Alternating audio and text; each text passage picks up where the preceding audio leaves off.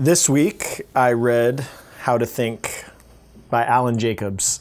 I thought it was an interesting topic to explore, to talk about, because the name of the business is Training Think Tank. And I've noticed a lot of times, just from the series of questions we've put up on Instagram, that there's an assumption about what that means that is different about what I intended when I termed it. So I pulled some quotes from this that I thought were really relevant to the fitness market, really relevant to training, really relevant to what I'm trying to do with regards to building my business. And I thought it'd be a cool concept to explore a book that is traditionally not thought of as training literature. Like, usually we read books about actual training, and this is about thought in general.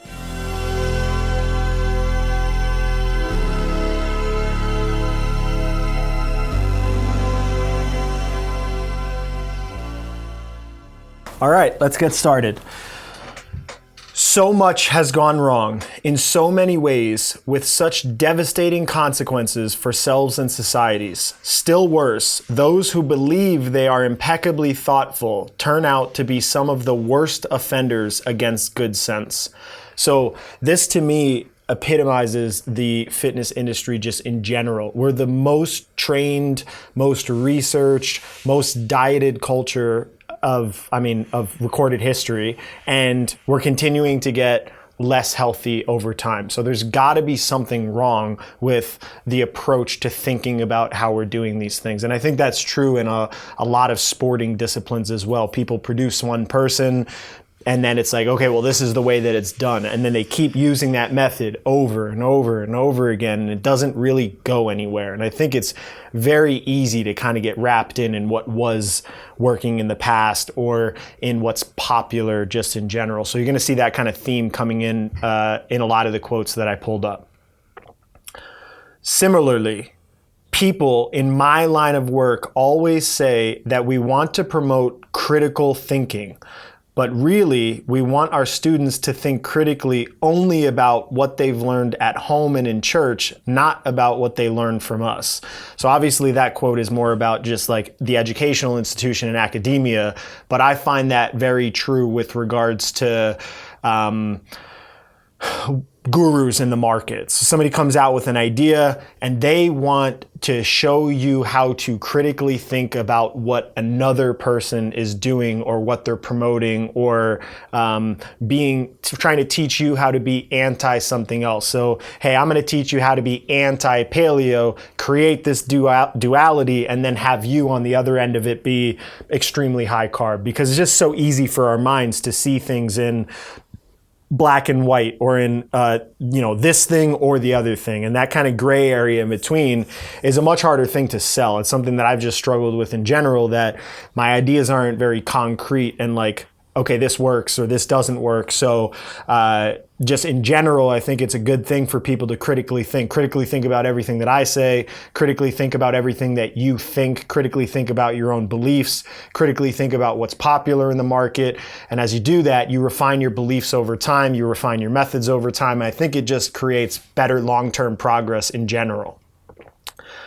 Finally, one doctor asked some probing questions and discovered that I had before the pains began, lingering heavy cough. It seems that coughing had strained a muscle in my chest, and that the source of the pain, and when I started worrying about it, the resulting anxiety tensed the muscle and increased the pain, which led to more anxiety. It was the classic vicious circle of reinforcement. When I asked the doctor what treatment he thought best, he replied, "The diagnosis is the treatment."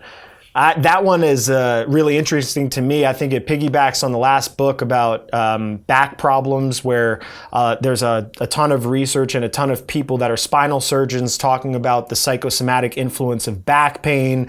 And just in general, it feels like a lot of our approach to the human body has lost its common sense, that a lot of times it's the way people are thinking about their issues that's the problem, and not the issues and the symptomatic profiles that we're looking at on a regular basis. If you want to think, but you are going to have to shrink that hypertrophic instinct for consensus. But given the power of that instinct, it is extremely unlikely that you dear reader, are willing to go to that trouble. That instinct for consensus is magnified and intensified in our era because we deal with the wild torrent of what claims to be information, but is often nonsense. I don't think I need to elaborate on that too much. There are so many people out there that are gurus or who haven't done anything or have no history in training, no history in sport, no history in coaching people that put their information out there and they, because of the way the internet is structured, they have a platform to speak. Whereas back in, maybe earlier culture, you had to kind of earn that platform. You had to earn your right before people started watching your ideas. But now it's so easy to get it out, and there's so much of it in such an abundant format that people aren't, by the process of competitiveness, weeded out if their ideas aren't good. So it's something that you need to constantly be worried about or constantly be thinking about, that just because something is a popular idea in our current culture does not mean that it is necessarily a good idea or something that's going to lead to long-term success with regards to training or sport performance or nutrition and diet profiles. Academics have always been afflicted by an unusually high levels of conformity to expectations. One of the chief of ways you prove yourself worthy of an academic life is by getting very good grades. And you don't get very good grades without saying the sorts of things that your professors like to hear. This is something I bust a lot of people's chops with. I think I was called smart a lot of times in school because I got good grades, but I was not really a good student. And I had a bunch of friends that would say like, oh, he's smart. And I would ask, well, what do you mean by smart? Because there's a ton of different theories about what intellect is in general. And I think we get lost in the, oh, I have a PhD or I have a master's in this or I did this. And then that in and of itself makes you an authority. And I think over the course of just experiencing life and experiencing the fitness market, I've realized that it seems that there's an over-reliance on what people call evidence-based science with regards to their prescriptions in terms of exercise and in terms of nutrition. And I'm not opposed to that because that is a big part of what we do. We have subscriptions to a lot of research reviews and a lot of the current research that comes out so that we could vet our ideas. However, that's not the only thing that we think governs high-level thought in terms of how do we select methods or whose information are we going to listen to. And I think it's something that I would like to, as a culture and training think tank, continue to promote, that we have people that were ex-athletes, that we have people that are coming from academia, we have people that come from a movement background, we have people that come from a sport background, and each one of those independently coming together to build a group of people that think is more powerful than anybody with their individual profile of experience that helps them govern what smart is for them. Freed, that's a name, this guy's name is Freed, had effectively stopped listening. He heard something he didn't agree with and immediately entered refutation mode. And in refutation mode, there's no listening. Moreover, when there's no listening, there is no thinking. To enter refutation mode is to say, in effect, that you've already done all the thinking you need to do, that no further information for reflection is required. That one just triggered a thought as I went out, and I know in my earlier, more kind of aggressive days, I would go out to a lot of educational stuff and I would listen. Somebody would piss me off or say something that I completely thought was wrong, and I would immediately write them off, and that they had nothing to offer me. I was, I had it figured out, they were an idiot. And ironically, as I started building my own platform and going out and teaching, and I started seeing that trait in other people, and I was like, wow, I don't want to be like that. It's really holding me back. It's really, really making it difficult to have a dialogue about, hey, what's the appropriate training method? You do it this way, I do it this way. Maybe we're both right. Maybe it both works in our own separate environments. And that way of just being combative all the time, it's almost turned into like everybody wants to argue instead of have a discussion. And that was something that I was trying to kill in the creation of my business, the Name Training Think Tank, was like bring a group of people that were going to come together and think together, not try to fight to see who was right and who was wrong, just all working together towards one singular goal over time. And so far, it's been a pretty successful way of doing things. People are attracted to the ideas of people they are attracted to, but it's hard to go much farther while speaking in general mode. For some, the attraction of the new people will be that they seem smart. For others, but they're rich or beautiful. I mean, that one's like perfect for the fitness industry. I think a lot of athletes are really happy that they have their platforms to get their ideas out, or so that their lives are listened to. But what they don't realize is that they're at the top of the dominance hierarchy in terms of how they look. Everyone looks up to them because they look a certain way, but that's a very, very transient thing in most people's lives. I mean, most people somewhere between 20 and 30, you're kind of at your peak of attractiveness. And then there's always a younger, newer, hotter, higher performing thing that's coming behind you in somebody else's body. And if that's the reason that you're attracting people to you and that's the platform that you have, that's something dangerous that you need to consider, that you're cultivating other skills that are going to kind of last the test of time as your biology starts to deteriorate a little bit. And for people that are looking up to those people, that's something that you have to kind of self-reflect on is, am I listening to this person because I genuinely think that their experience, their knowledge base, and everything that they have to offer is something that's going to make me better?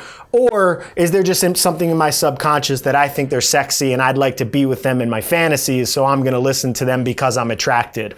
That's something that I think people need to go through in the fitness industry, because really in the end of the day, most people are selecting their fitness profile or the fitness program to look a certain way or to perform a certain way, and the whole look good naked concept. And if you're going to listen to people, most people are listening to the people that they think look good naked, but that might not necessarily be the optimal path or strategy for most people to go down.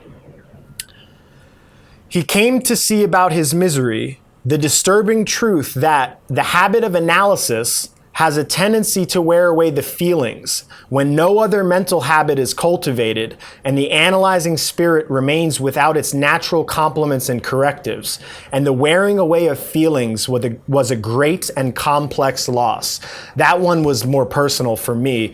I think I went for so long in my life trying to overanalyze everything and try to figure things out with my intellect and quantify it and figure out in the sport of CrossFit pacing methods that were based on numbers, split times, and constantly getting lost in the performance because the sport in and of itself was measured through the stopwatch. But I realized over time that that was taking away something really potent and valuable inside of somebody's whole emotional system. So it was a big realization and a shift that I started focusing a little bit less on the science and more on the environment and more on the people, and trying to cultivate an environment that brought all of those things together to make stronger, more capable athletes that understood that there's more to it than we can perceive with our eyes or perceive with a stopwatch or perceive with a camera. And I think it's an important thing because we have a tendency to self-select information based on what our natural tendency of thought is. And for me, I'm probably a little bit more naturally analytical, so it was very easy for me to fall down that rabbit hole and keep getting more and more and more analytical until I realized, oh wow, this is holding me back. So that was kind of a personal one I wanted to add in. I think because I have so many engineers and scientists and we are running Moxie tests and we use a different language, people assume that that's all that we do and that's all that we think about. But I think it's a very damaging way to think about training by over analyzing it or over quantifying it. There's an emotional component to it that is a huge, huge and powerful motivator that drives people to do some pretty incredible things. Smart people have a problem, especially when you put them in large groups. That problem is an ability to convincingly rationalize nearly everything.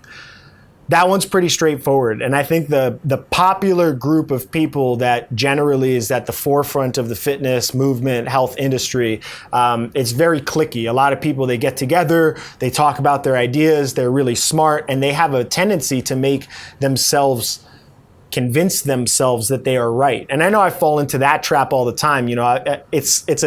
It's a shitty feeling to think about your actions and what you're doing in your training programs and analyze them in a negative way. So if I look back at my programs retroactively, there's this part of my mind as I'm looking at my own programs that's justifying all the decisions that I made. So somebody gets hurt and you look back and you're like, well, it can't be this, this, or this. It had to have been something they were doing in the outside, or it's too complicated. And it's just so easy to write things off and not take that pressure on yourself. So it's a dangerous thing to be in a position that you're speaking in general. And I think by me even doing this video talking about thinking, it's going to hold me accountable to a higher standard, because I'm putting it out there that this is what I'm trying to do and this is how I'm trying to think, and that I'm trying not to get stuck in my own rationalizations or my own coach's way of thinking.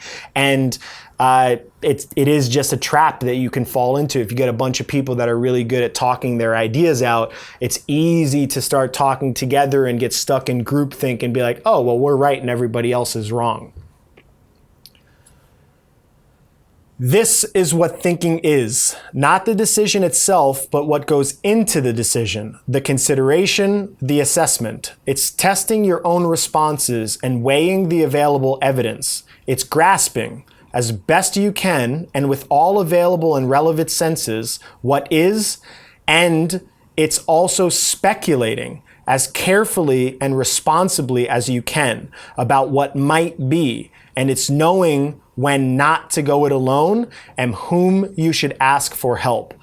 I remember doing a podcast a little while back where somebody was talking about my business leadership. They were asking how I run my business, and I was saying there was a part of my business, I think I was talking about apparel, that I had no idea about. I didn't know what we were doing or how the shirt sales worked or anything. And he was kind of like shocked at that thought, that I was running my business, but there were aspects of my business that I just had no idea about. And that is something that I take a lot of pride in my own business, that I try to do all the things that I think I'm the best fit for in my business and outsource those other things. And I think that in and of itself is the process of thinking. I don't think you can think independently. You have to do it with other people, and you have to have other people to leverage their skills where you're weak in general. And that is true with regards to athletic performance as well. It really does take a village to build a high-level athlete, and they need to have a support structure of massage therapists, people who are emotional support,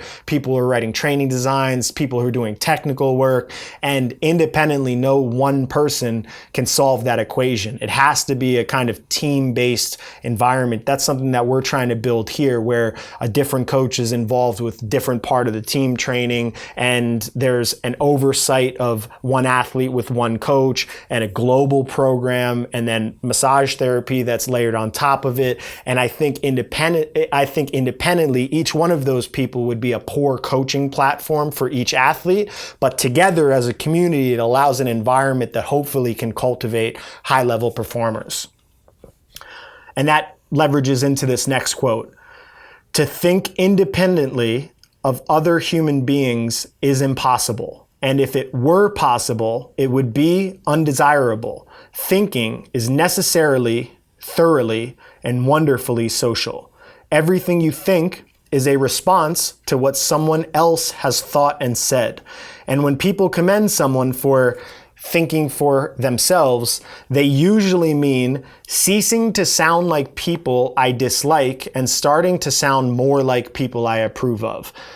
I think that is just an awesome quote. I think it's true that thinking is social, discussions are social, bouncing ideas off other people is an enjoyable process and can make you get out of your own head, which is a valuable way to upgrade your own methods of training, upgrade your own ways of thinking, understand how some other people experience things, and you generally tend to find people that you have a similar way of thinking about things like, and that can be a very dangerous place to be in your own mind when you're only surrounded by people that you agree with. It's a really cool thing to find friends and find people that you can vibe with that you're extremely different from. And I think that is the real benefit of building what we've built here is that we have so many different styles of people, so many different ways of thinking, different religious views, and that allows us to kind of relate to different experiences and think about,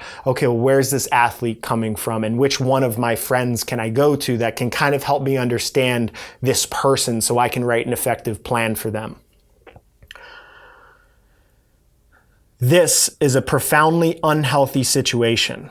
It's unhealthy because it prevents us from recognizing others as our neighbors, even when they are quite literally our neighbors. If I'm consumed by disbelief that the person over there is both other and repugnant, I may never discover that my favorite television program is also his favorite television program, that we like some of the same books, though not for precisely the same reasons, that we both know what it's like to nurse a loved one through a long illness. All of which is to say that I may all too easily forget the political and social and religious differences are not the whole human experience.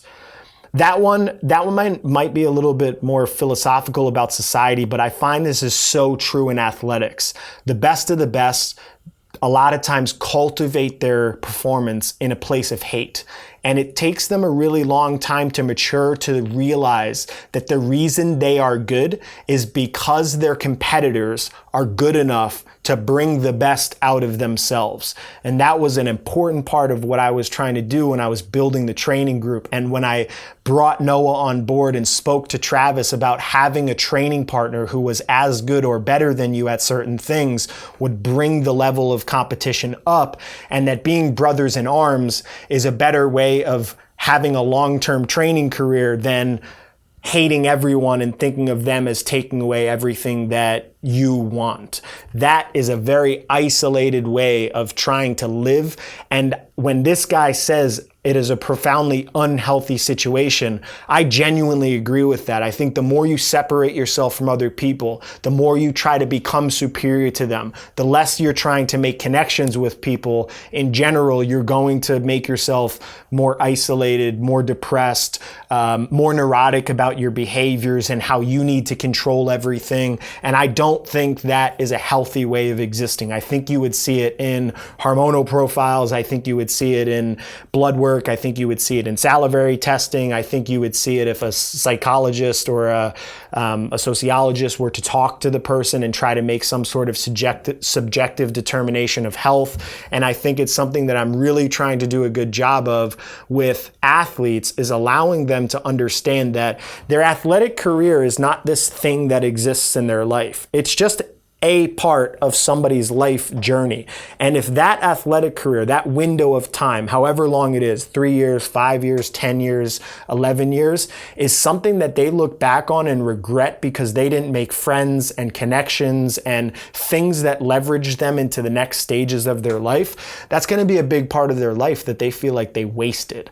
And I think that only can be prevented by thinking about athletics as a place where you can connect with other people and where you can grow as a human being outside of just training performance numbers or outside of just money or medals or whatever it is that drives people's desire for glory. So this next series of quotes these were all personal ones I thought I would share and try to maybe express some vulnerability and things that I learned specifically. So I'll get started with those. It should remind us that all of us at various times in our lives believe true things for poor reasons and false things for good reasons, and that whatever we think we know, whether we are right or wrong, arises from our interactions with other human beings. Thinking independently, solitarily, for ourselves is not an option. That's something I just, it kind of hits home and makes me realize there are so many times in my life that I was so sure of myself, only to find life to show me that I had no idea what I was talking about. Or other times where I believed something and I believed it because it made me feel superior. And then after I was exposed through the course of life that I in fact was believing something that I do still think is true, I really resented who I was and why I was believing it in the first place. I think a lot of people probably go through that in the course of their lives, and it's a good reminder for me as I grow that I shouldn't hold too tightly onto my beliefs, because life is going to change me. My experiences are going to change me. My training experiences are going to change me. My aging is going to change me. And then each time I'm changed and I look back on my life, I'm going to look back at those decisions, at those experiences with a different lens of perception, because I'm really fundamentally a different human being as I live a longer life. So I think that's something that just hit home and really resonated with some of the things that I've been thinking about as I've been trying to build this business. True membership is a fellowship of people who are not so much like-minded as like-hearted. That's something that I find really funny, because I called the business Training Think Tank. But if you come to the organization, you find out that people don't actually think the same way here. We have people who are like hardcore scientists, and then we have people who are hardcore like pragmatic thinkers. Like, does this work? If it doesn't work, I don't want to even look at it. I don't want you to justify whether or not it works. I want you to show me that it works. Then we have people who are super emotionally driven with regards to how they deal with people and how they interact. And I realized over time that I'm not trying to create a group of people who all think the same way, but I am trying to create a group of people that all feel the same way about what we are trying to build. We're trying to build an organization that will build a platform for athletes, that will redefine health in the fitness market, that will create professional jobs for people in the fitness market. And those are the things that I think are holding all of these people together that all have very different ways of thinking about training or thinking about life or thinking about nutrition. And I thought it's a really cool way to illustrate that, and it's something I never really thought about, because I'm probably not super emotional in general with regards to just life. All right, next. You were vulnerable to changes of your own mind. In changing your mind could yield a different you. So that piggybacks off that first quote that I put in this, reminding me of myself. I genuinely think as you live life, you actually become a different person. And there is research to support that. They took studies of people when they were in their 20s and in their 70s of subjective personality studies. And when they went and reviewed those cases, they realized that the people in their 70s were actually fundamentally different human beings than when they were in their 20s. And that's hard for me to conceptualize, because it's the same body. And I know that a lot of life is this. So if you ask me who Max is, there's a big part of it is like this big bald dude. These are my hands. This is my body. This is who I am. And that comes with me throughout the course of my whole life. But the aspects of ourselves that we don't see, our thoughts, our emotions are genuinely going to change over time. And I've seen that happen in my own training views. I've seen it happen in my views about people who are close to me. There were times in my life where I hated certain people, and then given enough time, I look back and I'm like, oh, I don't really hate that person. I had a lot of value from that relationship. And that fluctuation of feelings over time is a strange thing, because it really is a reflection that you're changing as a human being. I can hear a little voice piping from the deep recesses of my skull. Did you speak your heart's truth? Did you merely seek to please? Self-knowledge is hard. That one's just straightforward. I think my own desire to understand myself has been a very painful process. And I constantly have this critic in my mind that's evaluating things. Even as I talk and I create content, I wonder, am I doing this to try to create an audience, or am I doing this because of the things that I say I'm passionate about to try to build Training Think Tank? And that constant self-reflection and self-evaluation is a painful process as you try to figure out who you are. I think a lot of people are going to go through that as they're questing to become better athletes, or as they're making their health decisions. Like, people go out to eat, and are they making their food decisions because they genuinely think those food decisions are healthy for them? or because they think that the other people at the table are going to perceive them as healthy in their food choices, and then that makes them feel better.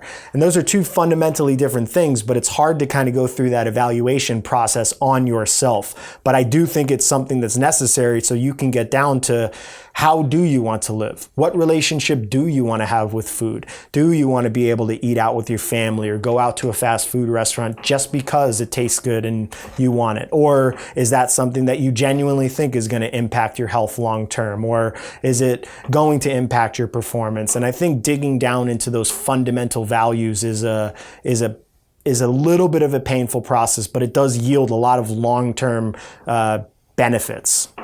Something similar happens when you try out someone else's vocabulary. You experience the world from within that mode of describing it with a new set of terministic screens. And some things you're used to seeing disappear from view while new and different ones suddenly become visible. That to me is it's amazing, and it's a complicated way of describing that the language that you use dictates how you think about and see the world. And I find that every time I sit down with Kyle and Evan as we're designing the courses, and both of them are probably more scientifically minded than me, and we go into describing training in scientific terms, and we talk about cardiac physiology and respiratory physiology, and we start going down that rabbit hole, then as I go out from those meetings and I go out on the training floor, that's what I'm seeing. I'm seeing elevated respiration patterns. I'm seeing people sweating and thinking about, okay, well, what's the level of excitement and arousal that they have? And I start to actually think in a different language than I would normally think in if I were just hanging out with a group of athletes, which happens. And when I hang out with Travis and when I hang out with Noah, then I think about training in terms of, well, who's going faster, who's winning, and that's the language that I use to describe what I'm seeing. And it's a really cool thing to be able to jump into a bunch of different social groups and then be able to evaluate training and be able to evaluate your, health and food choices through a different lens of perception, which I think is a valuable thing for me because I've been able to try so many different things. And I've been very comfortable learning from different groups and communities of people. And I think that's something that I try to instill in my culture. And we have a really good time just trying to bring a bunch of different groups of people together and see what comes out of it when you take somebody like this and somebody like this and put them together and have a conversation. What comes out of that? It's been a really cool sociological experiment.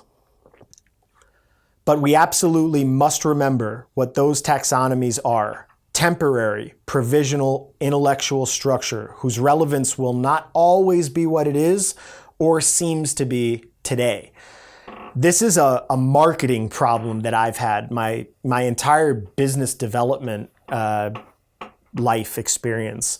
I remember when we sat down to write the courses, I'm so fired up about creating new courses and delivering them in different ways and upgrading them and having Chris to make them more professional. And I'm like, okay, we're going to crush this. I've taken a bunch of stuff in the market. I've been a big consumer of this. Let's make it better than that. But I have this massive underlying fear that I'm going to create dogma and then I'm going to stop people from being able to learn because I know that all the content and everything that's in there is a temporary construct of how we're going to think for the next couple of years as we experiment and create new ideas and upgraded methods and then want to create it over time. And I'm always worried that if people lose touch with where we are now and we move forward, that they're going to look back and isolate the way that, or think about the way that we think as this isolated block of information that we put out. And so that was just a really interesting thing for me that put me a little bit at peace with regards to selling because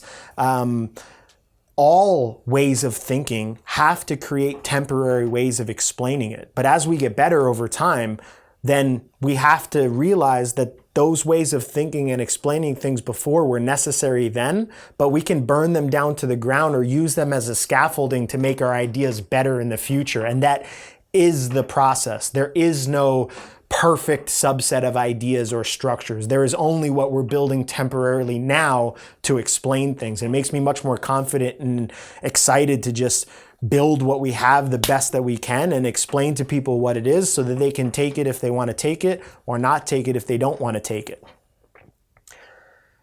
And it sometimes seems today more and more people run into those limits more and more often, wanted ever-widening range of issues.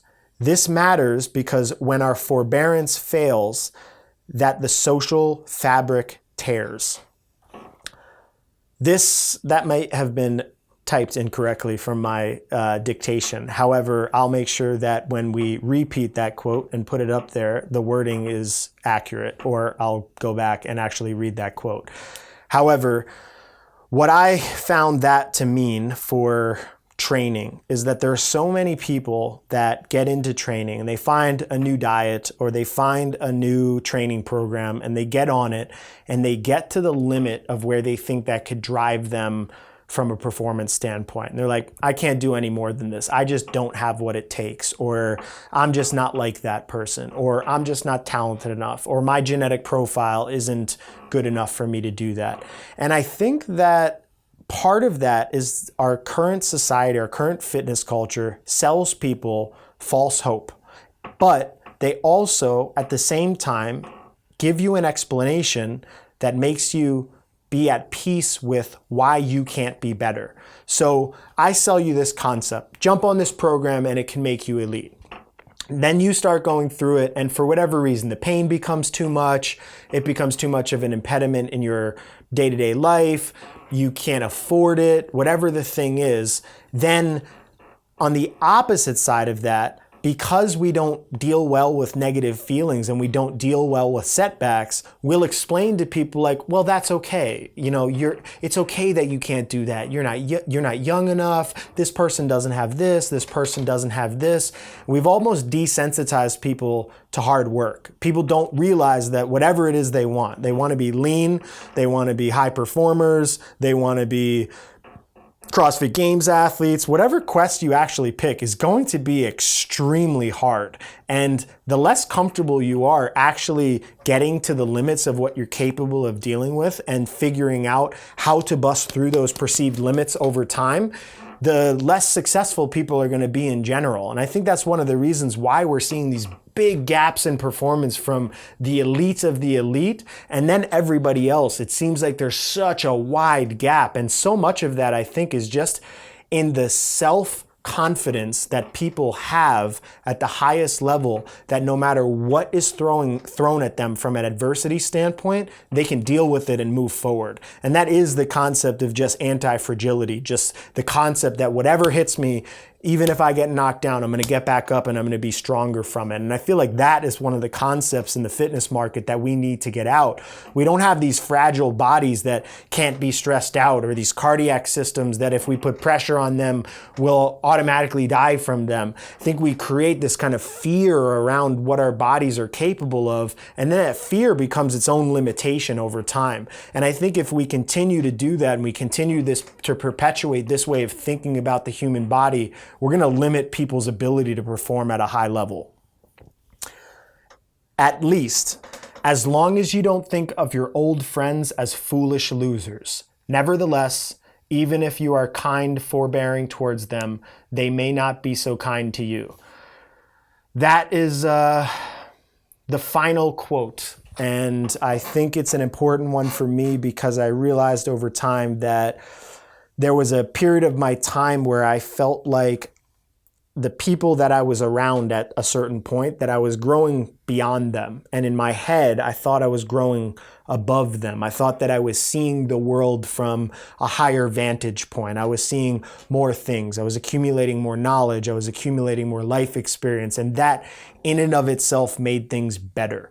And it took me a while to realize that if I thought about wherever I came from, whether that's my family, whether that's my old friends, whether that's old mentors, in a negative way, in some ways I was thinking of myself in a negative way, because I really am only the sum total of everything that I have done in my past and all the experiences I've accumulated and how I think about those experiences. So I've really tried to be conscious about making sure that the people that have contributed to where I am right now and have contributed to the feelings of gratitude I'm lucky enough to feel about the development of Training Think Tank with the people that I'm able to develop them with, if I think about those experiences more positively and I'm positive about those experiences, then I'm more positive about myself.